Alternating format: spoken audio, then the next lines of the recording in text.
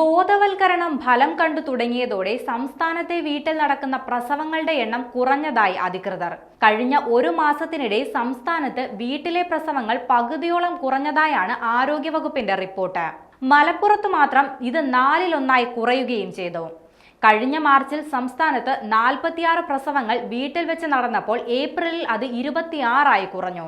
മലപ്പുറം ജില്ലയിൽ ഇത് 23-ൽ നിന്ന് 6 കുറഞ്ഞത്. മലപ്പുറം ചട്ടിപ്പറമ്പിൽ കഴിഞ്ഞ ഏപ്രിൽ 5-ാം തീയതി വീട്ടിൽ നടത്തിയ പ്രസവത്തെ തുടർന്ന് പെരുമ്പാവൂർ സ്വദേശിനി മരിച്ചത് വലിയ ചർച്ചയായിരുന്നു.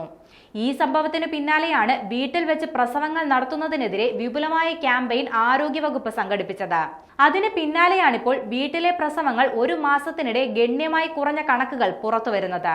കൊല്ലം, കോട്ടയം, തൃശൂർ, പാലക്കാട്, കണ്ണൂർ ജില്ലകളിലും വീട്ടിൽ നടന്ന പ്രസവങ്ങൾ കഴിഞ്ഞ ഏപ്രിലിൽ കുറഞ്ഞിട്ടുണ്ട്.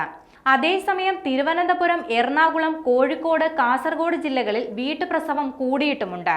പത്തനംതിട്ടയിലും ആലപ്പുഴയിലും ഈ 2 മാസങ്ങളിലും ഒറ്റ വീട്ടുപ്രസവം പോലും റിപ്പോർട്ട് ചെയ്തിട്ടില്ല.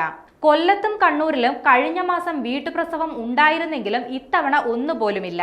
വയനാട്ടിൽ കഴിഞ്ഞ 2 മാസങ്ങളിലും 2 വീതം വീട്ടുപ്രസവങ്ങൾ നടന്നതായാണ് റിപ്പോർട്ടുകൾ വ്യക്തമാക്കുന്നത്.